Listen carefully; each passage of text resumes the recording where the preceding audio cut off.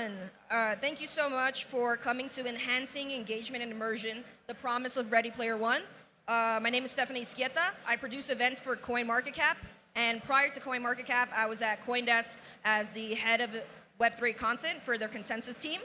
I'm going to, like I said, introduce the session and then let the panel introduce themselves first. In this section, we're going to be exploring the potential of using Web3 technology to create more immersive and engaging experiences using Ready Player One as a reference point. The last 2 years, as the panel before us just spoke about, NFTs took the spotlight as a stamp of legitimacy, ranging from fine arts to using NFTs as a ticketing mechanism. However, in the past few months, the gaming narrative has taken center stage, and we see that by the amount of money being poured in by investors. And finally, I always thought that the intersection of gaming and crypto made perfect sense, and so I'm excited to be having this discussion about the benefits of it. And then lastly, the metaverse may be virtual, but the impact will be very real. And so without further ado, I'll let the rest of the panel introduce themselves. Hey, everybody. I'm Liz Kuka, VP of Business Operations at ChainSafe Systems. Prior to ChainSafe, I was at Digital Finance Group as a principal investor and executive director at Ethereum Classic Labs. Hey everyone, my name is Ethan Noble-Salas, Chief Financial Officer of Community Gaming. We're an esports tournament platform bridging Web 2, Web 3 gaming, and hopefully 2 to 5 years is simply just called gaming. My background is in traditional finance, working for a New York City bank for 3 years, and then working for treasury management asset firms and doing an IPO back in 2021, and excited to be talking about gaming and metaverse. Hey, and my name is Greg. I'm one of the co-founders and the CPO at ChainSafe. Prior to that, I was CTO and worked on protocol development in Ethereum. Awesome. Thank you for being here. So some of you may be wondering why Ready Player One, and it's quite simple. Science fiction has kind of always led innovation. There's a big generational divide between the people who read Snow Crash by Neil Stephenson and now Ready Player One by Ernest Cline. But the ultimate goal is that these books really inspired many people to create the technologies that are here today. So one of my first questions to the panel is, how can Web3 technology enhance immersive experiences? Anyone can take this. I guess I'll start off. So the real technology, at least with our platform, is one of the aspects of smart contracts, right? Today, in the Web 2 sense, people are getting paid out via PayPal, and a big struggle that we've seen is it takes 30, 60, 90, and sometimes never to get paid out from winning first, second, third place.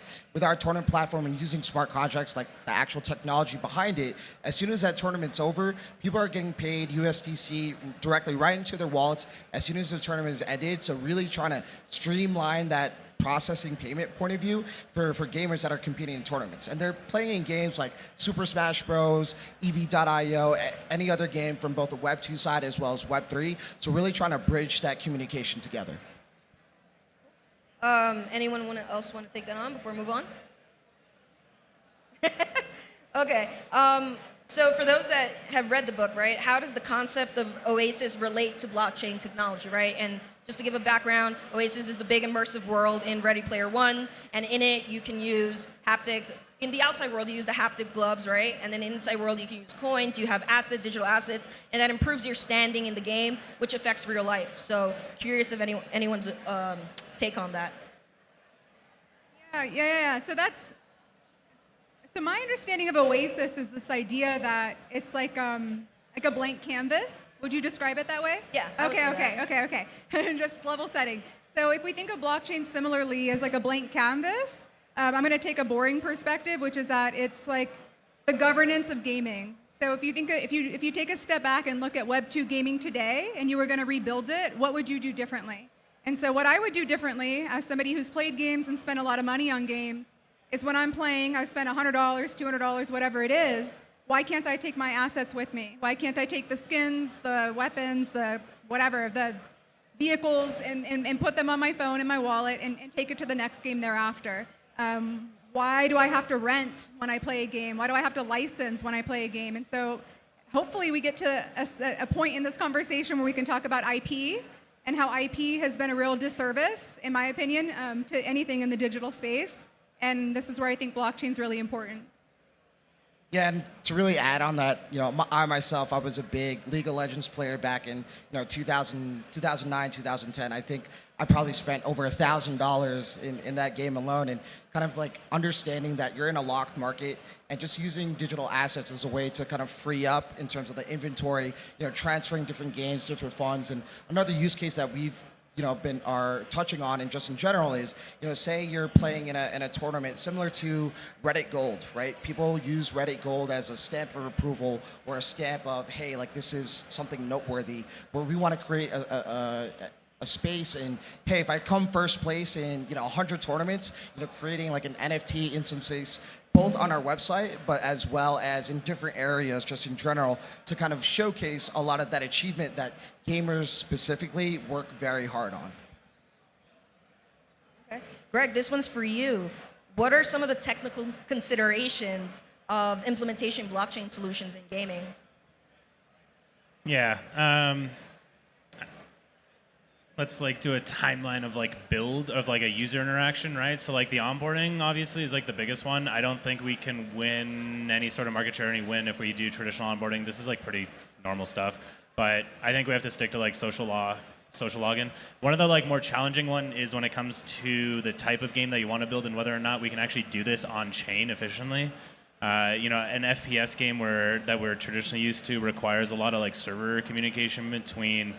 If this individual here is like actually in front of me when, let's say, like a shot has happened, the server has to like coordinate that, and like you can't make every single action on chain. So that's one of the biggest ones.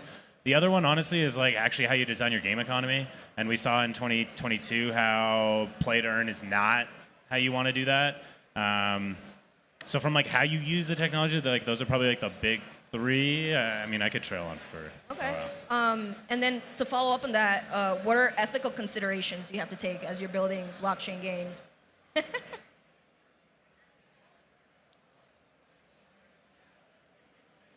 Play to earn style, I think, is like ethically wrong. I think, and heard someone else say this, and I spoke about it earlier. It's like if you are launching let's say you like have NFTs, that's like your basis, whatever, it's a card game.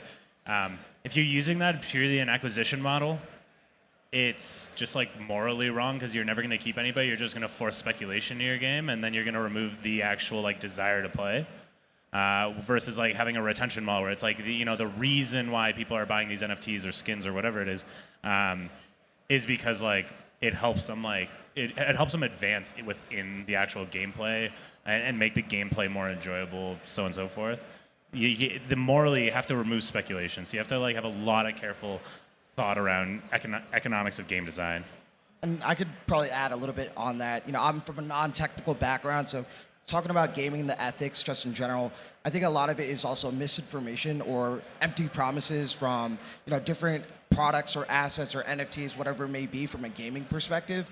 Overall, I think on the gaming side, what will really make a game stick and the economy stick is really the game itself, and making sure upmost that's fun. Like we go through a process in terms of our platform where our team will play test the games, make sure that there isn't anything malicious going on or from ethics view. But I really do think from the building part of it is just really providing the community and people with upfront and real information. That way, down the line, it's clear and transparent. I think that's what we kind of need more of in just building more of this gaming community. I want to go to that point you brought up earlier about IP. I would love for you to elaborate on that. Like, I want the audience to know. Yeah, so when I was growing up playing Nintendo, I'd go and buy a game, I'd play it for however long, and then in San Jose, Campbell, California, where I'm from, there's like a store where you can go and take the cartridge and you could sell it. And I'd get $8 for it or whatever it is, and like kind of like records today. And I could either take the money or I could buy a new game with it or like put it towards a new game. And you can't do that with online games. Like you're renting it or you're licensing it. And all of the IP it's a good thing in that it's helping a creator have some kind of protection, but the people it tends to really protect are massive corporations that are just gating more and more and more from the rest of us, and we're just permanent renters. So it's a secondary market issue, like this reselling issue that's happening in the digital space that I think blockchain can disrupt, because with NFTs specifically, And with digital assets specifically, they're unique. And so it's not going into the realm of a security. It's not going into the realm of like copying because it's unique. And so I think there's a lot of opportunity there from an IP perspective. And it's time for all of us to kind of like take a little bit of power back instead of just becoming permanent renters and licensors. Awesome. Yeah. Ethan, I want to go back to something that community gaming does really well. I think it's really fun. And then I know you guys are going to implement in your upcoming conference come June, your questing system. Can you talk a little bit more about that? Because I think that's probably, as far as I know, one of the closest things that really is analogous to like Ready Player One. Yeah, so Questing is a product that we actually launched in late October of 2022. And basically it's a way for gamers to monetize their gaming habits, right? So for example, as I mentioned before, I play a lot of League of Legends back in the day, 2010, where we want to take, simple actions for people playing, the games that they love, whether it be Web 2, Web 3, hopefully just gaming in general, and, actually monetize a little bit on that. And really what that actually is, at least on the game publisher side, it's a UA tool, right? If you're either a game publisher or just say an advertiser and just trying to drive more traffic, we incentivize users by either playing the games, imagine, hey, enter in 5 Call of Duty tournaments, and you earn a quest for $5 or $1. We actually did an activation with Coinbase Wallet where we had folks play EV.io. It was a $10,000 tournament, and then for the first 1,000 people, they got 5 USDCs into their wallet. When they created a Coinbase wallet and linked it to their community gaming account, through a smart contract, they got paid out instantaneously. So this is something that we're doing, real active today, and it's just really about, taking the aspects of monetizing gaming habits, getting people excited about different games that are coming out, and just adding the tech, blockchain technology on top of it. From my experience, I entered the space kind of late in terms of the blockchain crypto space of 2018, and like I said, my background is more traditional finance. And once I saw like the peer-to-peer payment and the actual like use cases, this is where I really think building that is going to come. And we actually mentioned we're actually making a more public announcement of our Web3 gaming conference in LA, June 8th and June 9th, where we're actually going to be highlighting a lot of these game developers who spent a lot of time actually building core games and getting controllers into people's hands. We're actually doing a game demo 2 booths back there with the Game 7 booth, and really just having people try out the games and actually see it's a lot of fun. So I think really at the core end of it is having fun, taking the technology that is built on the blockchain and really utilizing it both for the consumer as well as like game publishers and advertisers. Awesome. Yeah, that's a great segue. So when Greg answered my ethical question, right, one of the first things was like the play to earn, which was kind of like the rise of quote unquote GameFi. I know we're rebranding now. How do we get to a point where Web3 games, right, one that we wouldn't even call them Web3 games, they're just games, right? Because that's another issue, the fact that we have to categorize them as separate. What are the types of things we need to see from developers, from the community, for games to just be fun? Because in Ready Player One, it's and granted it's a bit dystopian, so I will say that. You do everything in that world, right? You go to school in that world, you work in that world. How do we create a reality where games are fun for this, for this generation? Yeah, I think I think the problem is like in gaming we have like we've got like a very wide spectrum of stuff. We've seen a lot of like not fun games, which are like land-based games like within like metaverse, and really that's just like NFT sales. When it comes down to it, like we need like real game developers like building games that people get. Like unfortunately, like there's got to be a hook. Not like it doesn't have to be negative. It's just like you need that like drive to want to come back, which is like what you need from like one of the like top studios to like come in and like build those games. And they need to have like real like traditional like game mechanics. Like yes, we can get like these like crazy on-chain games that like people have like Dark Forest, which are fun, but like there's a huge barrier there. You need to be technical to play it. But it's just like not totally reinventing everything. Like there's like proven methods that work for building games. Yeah, I think to add on that, we talked to several both on the Web 2, Web 3 side of game developers, it takes about 4 to 6 years to really create a really standard, out of the box, really good game. And I think a lot of people, at least on the blockchain side, have been building since 2020. And I really do think in this year, next year, we're already seeing some really good beta builds and alpha builds. And I really do think in the next year or two, we'll start seeing more emergence of, hey, this is actually a good game, and it just has the added tech on top of it. So I can imagine some of the games are, imagine a CS:GO equivalent, and it's you're not playing the game because there's NFTs, digital assets, or it's Web3 enabled. You're playing the game because it's fun, there's a community, it's competitive, and the tech on top of it is just icing on the cake, right? And that's where really I really emphasize a lot of the fun in gaming and using the tech to really amplify it. And because from the tech side, I think it is really impressive of what we can do just in general as an industry. I think to add to that, just to echo what everyone's saying, is to be patient. And I think it is just another year or two out before Web3 gaming, whether we call it that or not, is here. For example, how many aspects within a game do you want to put on chain? Every time a transaction goes on chain, it costs money, it takes time, it slows down the player experience. And so figuring that out and figuring out that game logic is still being done as we are all sitting here. And so it's just a matter of time, and I think it's pretty close. I would even say generally around some of the booths here, there are some game demos going on. I myself have been walking around and trying some test games. Very pre-alpha build and really giving it another 2-3 years. I could really see it just being a fun game. Like I mentioned, in the Game 7 booth, they have about 20 games that we're kind of demoing out. We're not the game developers. We're actually just looking for fun games that we want to push to our ecosystem to build those competitive environments, and that's really where kind of we're coming from. I feel like you can't look on crypto Twitter without seeing something about AI nowadays. So I'd love to just get each of your thoughts on how do you think AI can potentially hurt or improve the Web3 gaming ecosystem?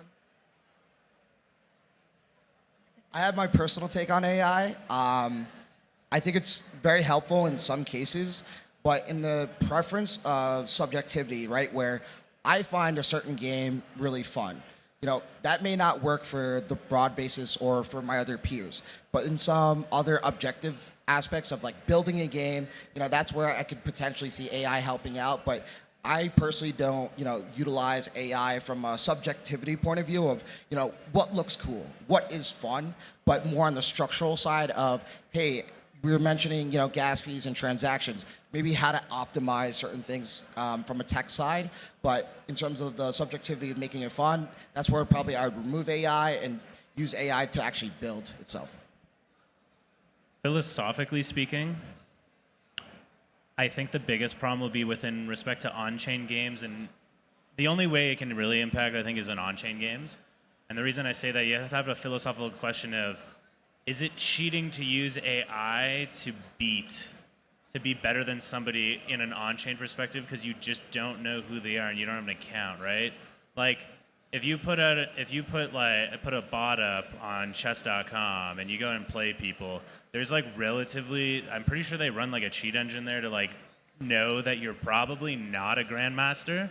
And so philosophically, can you stop people from winning and botting to that? Can we get true anti-cheat on chain to solve those problems? I don't know. And I think that's where it's going to run into a problem. I don't think people have thought of that. Maybe there just has to be a lot of subjective components that you can't. I don't know. Segueing off that, right? The most exciting pieces of technology when it comes to gaming as of late, right? It's AR, MR, AI, obviously. Which of those three, or maybe one that I haven't mentioned, is the most exciting to you as gamers, as people who work in the space, and how do you think that's going to just level up Web3 gaming?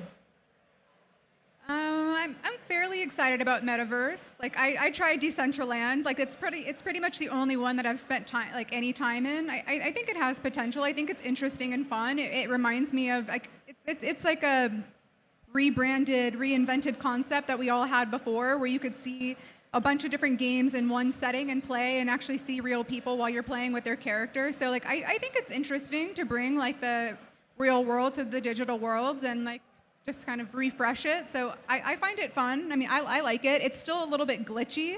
And like Greg was saying, you don't really know if it's like a real person half the time or not, or if it's just like a stand-in kind of sitting around. So I mean, that's unfortunate, but I'm hopeful. I have a very strong opinion on AR, meaning back in 2015, 2016, there was a big phenomenon that happened called Pokemon Go, where my father, who was 60 at the time, my grandmother, who was like 80, bought phones and started walking all over the place, capturing, walking around the parks, and having a blast with AR. And I really do think it's very powerful because, at the time, one of my friends, he owned a restaurant. He was very old school in like how he managed his business. He didn't really believe in social media or marketing or any of that aspect. And when Pokemon Go came out, he came to me. He's like, Ethan, how do I get a Pokestop at my restaurant? And I found that like very interesting.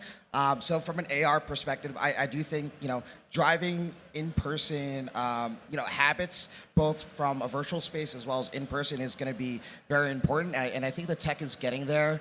From a VR side, I'm a little bit not as, positive on it, mostly from a hardware side. I love the game Beat Saber, but I can only have, an Oculus on my face for, 20, 30 minutes. When the hardware gets to a point where it's like my glasses, I'll be a little bit more optimistic of it, but I'm a big believer in AR tech.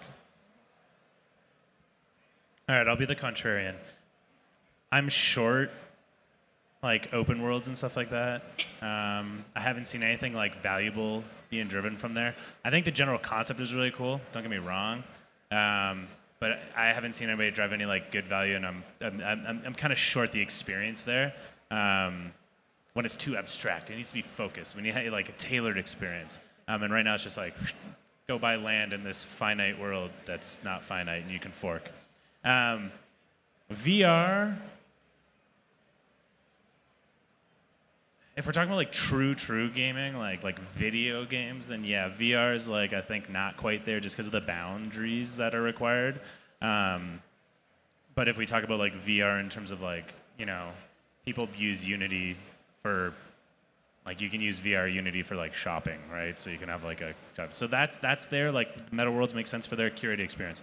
I think AR like mentioned is like probably the golden child out of the three. Especially with ownership becoming a thing now, the ability to actually like see what you own in your space, I think is probably a niche that will get picked up quite well and be appreciated by users. If like you have a bunch of trading cards and you can see like that card, like it's a Pokemon card, and you can see like Pikachu hopping around your room because you own this like rainbow Pikachu, I think that's like pretty awesome, and I think that's where AR has a really nice like application because you can get people sitting on their phone for like 5 minutes a day just being like, haha, he's on my dresser, like I think that's pretty cool. I hear you. I mean, I don't know if you guys remember Yu-Gi-Oh, but when he had like the thing on his hand, dual disc. Yeah, the dual disc, and you just put in like in the show, you put it on, and it was like I wanted that to be real so bad. Unfortunately, we've run out of time. I think we might be the last session, but one last question, if I could get it in and get away with it. Nope, told me can't get away with it. All right, thank you so much, everyone, for being on the panel. Thank you for the audience. Thank you. Thanks, hope everyone. you enjoyed it. Thank you.